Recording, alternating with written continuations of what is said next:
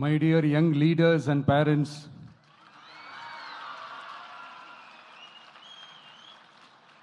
என் நெஞ்சில் குடியிருக்கும் உங்க எல்லாருக்கும் என்னுடைய வணக்கம். வணக்கம் வணக்கம் வணக்கம்.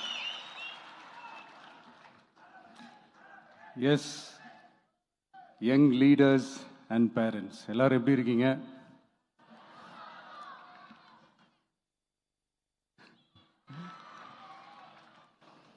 உங்க எல்லாரையும் சந்திச்சதுல மிக்க மிக்க மகிழ்ச்சி. Thank you thank you. Love you too. First of all, congratulations for your this beautiful achievements. படிப்பில் சாதிக்கணும் தான், படிப்பும் சாதனை தான், அதான் மறுக்கலை. பட் அதுக்காக பர்டிகுலராக ஒரே ஒரு படிப்பில் மட்டும் நம்ம அச்சீவ் பண்ணியே ஆகணும் அப்படின்னு நினைக்கிறது ஒன்றும் சாதனை கிடையாது. ஒரே விஷயத்தை பற்றி திரும்ப திரும்ப யோசித்து உங்கள் ஆங்ஸைட்டியை ஏற்றிக்காதீங்க. அவ்வளோ ஸ்ட்ரெஸ்ஃபுல் ஆக வேண்டிய அவசியம்லாம் ஒன்றுமே கிடையாது. இது நான் ஏன் சொல்கிறேன்னா,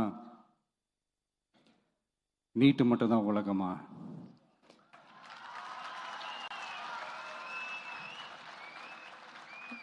நீட்டை தாண்டி இந்த உலகம் ரொம்ப ரொம்ப பெருசு.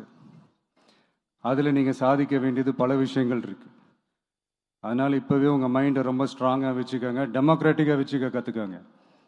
ஏன்னா டெமோக்ரஸின்னு ஒன்று இருந்தால் தான் இந்த உலகமும் சரி, இந்த உலகத்தில் இருக்கிற எல்லா ஃபீல்டும் சரி, ஒரு ஃப்ரீடமாக இருக்க முடியும்.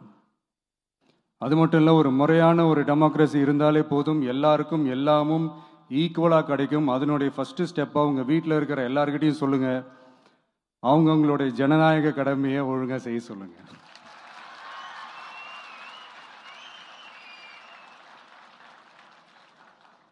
ஜனநாயக கடமையை சரியாக செய்கிறதுனா அது ஒன்றும் பெரிய ஒரு விஷயம்லாம் கிடையாது, சாதாரணமான விஷயந்தான். நல்லவங்க, நம்பிக்கையானவங்க, இது வரைக்கும் ஊழலே செய்யாதவங்க யாருன்னு பார்த்து தேர்ந்தெடுக்க சொல்லுங்கள்.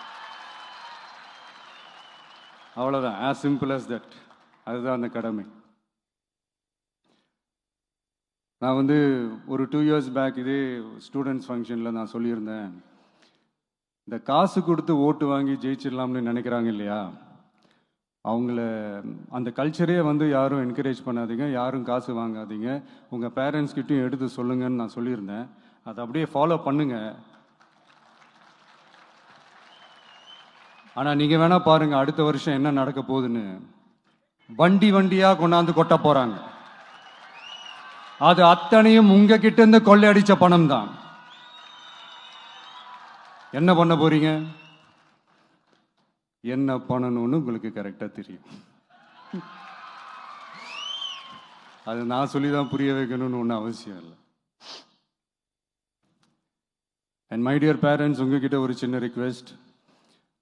உங்கள் குழந்தைங்களோட விஷயத்தில் எதுவும் ஃபோர்ஸ் பண்ணாதீங்க, ப்ரெஷர் போடாதீங்க, எதுவும் இம்போஸ் பண்ணாதீங்க.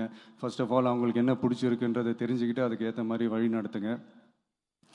நான் டெஃபினட்டாக சொல்கிறேன், எத்தனை தடைகள் வந்தாலும் அவங்கவுங்களுக்கு பிடிச்ச விஷயத்தில், அவங்கவுங்களுக்கு பிடிச்ச துறையில் அவங்க கண்டிப்பாக சாதிச்சு காட்டுவாங்க.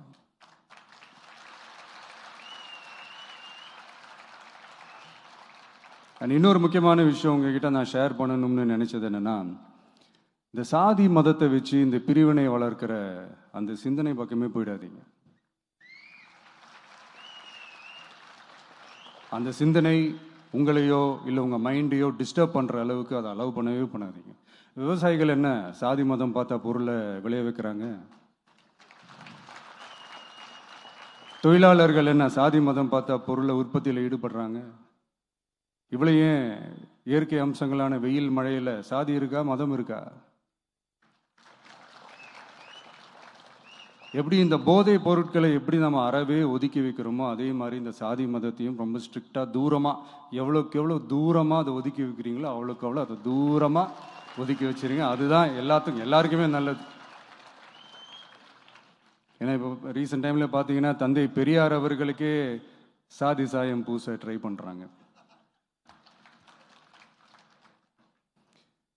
ஒன்றிய சிவில் சர்வீஸ் எக்ஸாமில் கூட சாதி சாயம் பூசுற மாதிரி ஒரு கேள்வி ஒன்று கேட்டு வச்சிருக்கிறாங்க. இதையெல்லாம் வன்மையாக கண்டிக்கிறோம்.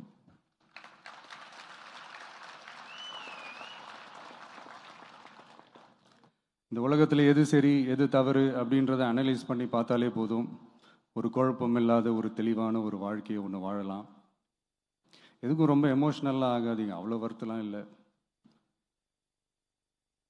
டெக்னிக்கல் அண்ட் சயின்டிஃபிக் அப்ரோச்சோடவே திங்க் பண்ணுங்க. ஏன்னா வரப்போகிற இயர்ஸில், சாரி ஆல்ரெடி வந்துட்ட இந்த ஏஐ, ஆர்டிஃபிஷியல் இன்டெலிஜென்ஸ் உலகத்தை எதிர்கொள்கிறதுக்கு அதுதான் ஒரே வழி. The sky is vast and wide, and you have strong wings. So feel free to fly like a bird with courage, conviction, and confidence.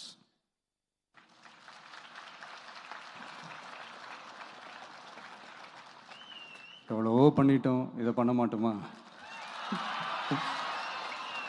எவ்வளவோ பார்த்துட்டோம், இதை பார்க்க மாட்டோமா? அப்படின்ற அந்த பாசிட்டிவ் நோட்டோடவே ட்ராவல் பண்ணுங்க. கான்ஃபிடென்ட்டாக இருங்க, நல்லதே நடக்கும், வெற்றி நிச்சயம். மீண்டும் சந்திக்கும் வரை நன்றி, வணக்கம். நான் அடுத்த செட் ஆஃப் ஸ்டூடெண்ட்ஸ் கூட நான் நெக்ஸ்ட் வீக் போல் நான் மீட் பண்ணுறேன். ஸோ அவங்களுக்கும் சேர்த்து இன்றைக்கி நான் பேசினதாகவே இருக்கட்டும். ஏன்னா ஒவ்வொரு வாட்டி இந்த மாதிரி நான் அட்வைஸ் பண்ணிகிட்டு இருந்தேன்னா நல்லா இருக்காது, உங்களுக்கும் போர் அடிச்சிடும். So thank you. எல்லோரும் வாங்க, மீட் பண்ணுவோம்.